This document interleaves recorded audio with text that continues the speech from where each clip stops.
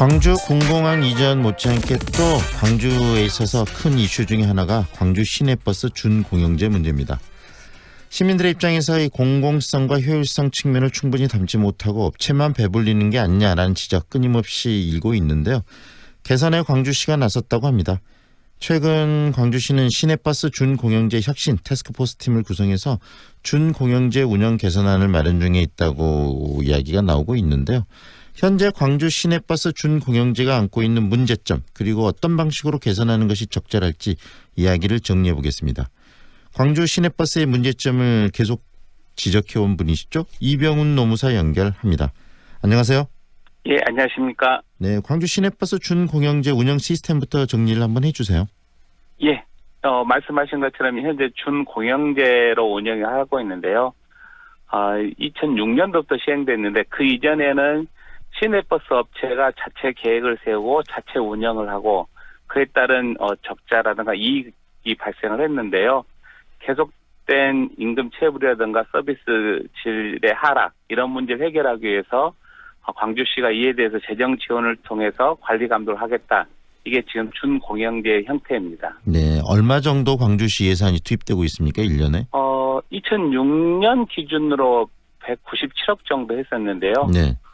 지난해 650억 정도 되니까 약 3배 정도 이상 이 시내버스 준공영제에 광주시가 지원하는 금액이 증가한 상태입니다. 네, 막대한 예산이 지금 들어가고 있는데 그런데 이런 예산을 지원하고 있음에도 불구하고 준공영제의 공공성, 효율성 측면이 굉장히 낮다는 지적이 있는데 우리 노무사께서 어떻게 보세요? 광주 시내버스 준공영제가 갖고 있는 문제점 어떤 것들이 있다고 보십니까?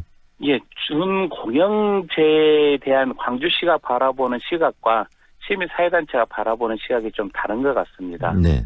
현재 광주시는 준공영제는 말 그대로 공영제가 아니다의 방점을 찍어서 광주시는 재정 지원을 할 뿐 특별한 관리 감독을 할 권한과 역량이 없다라고 보는 반면에 네. 민영화가 아닌 일정 정도의 시민 세금이 부여되기 때문에 광주광역시가 관리 감독을 통해서 공영제에 가깝게 운영을 해야 된다. 이게 이제 시민사회단체가 보는 시각인 것 같습니다. 네.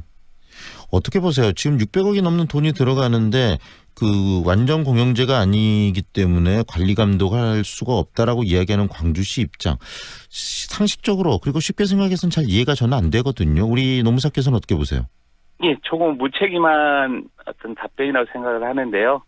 실은 공영제라고 하면은 사실은 시내버스가 담당하고 있는 대중교통으로서 역할을 시가 자체적으로 운영을 하겠다고 하는 건데 실은 예산 면에 있어서는 이만큼 이 소비가 되고 있기 때문에 지출이 되고 있기 때문에 제가 봤을 때는 공영제에 가까운 광주시의 마인드 전환이 되지 않는 이상 네. 시민들의 이러한 비판에 대해서 광주시가 벗어나기는 어려울 것 같습니다. 관리 감독이 제대로 돼 있지 않았기 때문에 여러 가지 또 문제점들이 지금까지 또 일어났던 거 아니겠습니까? 뭐 예, 그렇습니다. 업체들이 여러 가지 또 뭐 불법적인 행위도 있었고요. 그런 부분들 뭐 문제점들에 대한 예도 좀 들어주세요. 어떤 일들이 문제가 발생했었죠? 예, 뭐 현재 암암리에 이 문제가 되고 있는 부분들은 운전을 채용할 때 알게 모르게 사업주가 거기에 따른 채용에 따른 대가로서의 금품을 수수한다는 얘기도 있고요. 네. 사고가 발생했을 때 그에 따른 사고 비용을 운전자에게 전가하는 부분도 있고요. 네. 또 채용에 뿐만 아니라 관리 감독에 있어서의 사업주들이 자의적으로 즉 어떤 면에 있어서는 서비스 개선이라는 면에 있어서는 필요함에도 불구하고 이걸 자의적으로 보상책을 운영하다 보니까 현실적으로 전체적인 어떤 운영에 있어서의 깔끔하지 못한 또 어느 특정 사업체의 경우에는 한 사람이 3개의 대표이사를 역임하면서 그에 따른 어떤 인건비를 수령한다든가 네. 가족적인 형태로 임원들이 모두 다 가족이라든가 이런 문제점들 발생을 하고 있습니다. 그리고 그 이야기를 들어보면서 느껴지는 게 준공영제라는 이름 속에서 이 사업자들에게 안정적으로 수익을 보장해주는 그런 상황들이 지금 발생되고 있는 거 아니겠습니까? 시민들의 예, 돈을 가지고요. 준공영제 이전에는 모든 업체가 다 적자를 봤었는데 네. 준공영제를 시행하면서 사업주에게 4% 정도의 이윤을 보장을 하고 있고 매년 이 운영비가 증가를 하고 있어서 결과적으로 사업주 이윤도 점점 증가하고 있는 상황입니다. 네.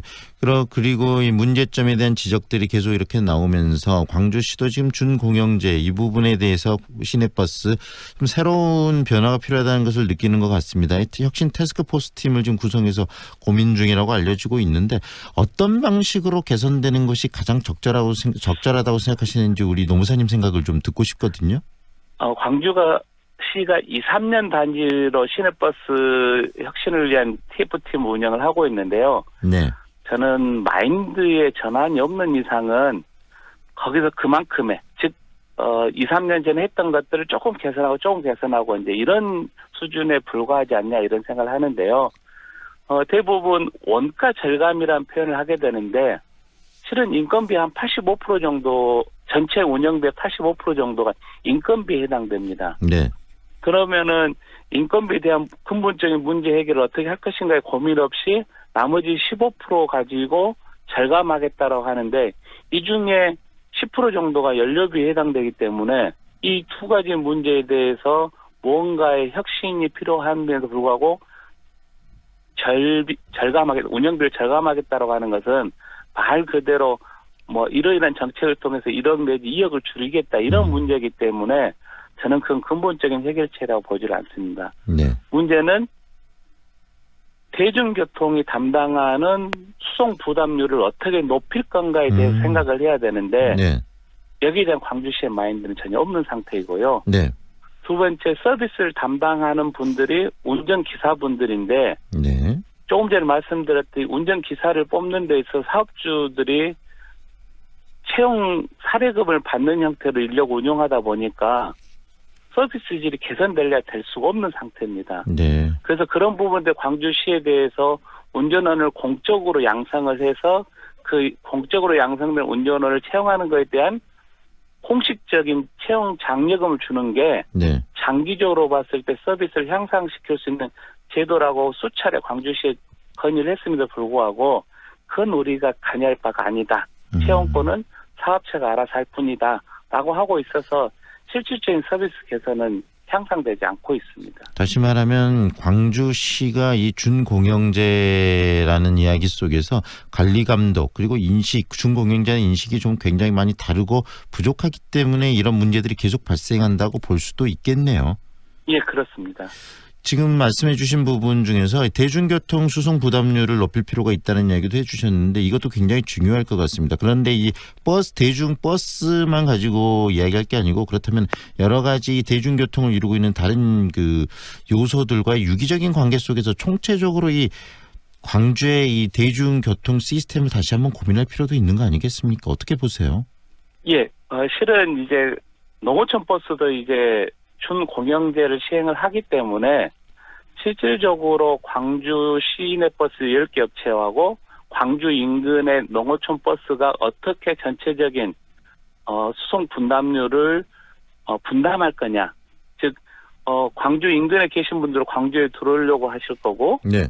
또 광주에 계신 분들도 지역 인근으로 이동하려고 하는 부분에 있어서 대중교통이 어떻게 원활하게 운영을 할 것인가가 가장 핵심되는 사항입니다. 장기적으로 우리 대중교통이 안착하는 방법은요. 근데 현재 지금은 농어촌 버스하고 시내버스하고 경쟁하는 관계가 있고 광주는 시내버스 준공영제를 하다 보니까 그런 수송 분담률에 대한 책임을 지지 않습니다. 네. 즉 농어촌 버스는 이익을 내기 위해서 광주시에 영업을 하려고 하는 거고 시내버스는 준공영제를 하기 때문에 농어촌 버스가 그에 따른 어떤 전체적인 수송 분담을 가져간다 하더라도 즉 광주 시민들이 농어촌 버스를 이용하고 거기에 따른 버스 요금 비용을 지불한다 하더라도 광주시는 여기에 대해서 전혀 대책이 없는 거죠.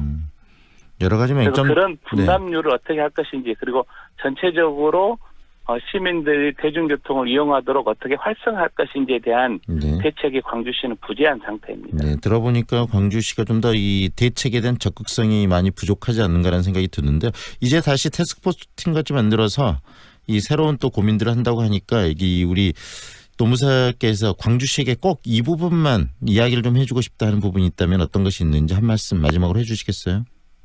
저는 형식적인 인원을 늘리는 방식으로 뭔가의 해결책이라고 생각하는 그 자체를 저는 버려야 된다고 생각합니다.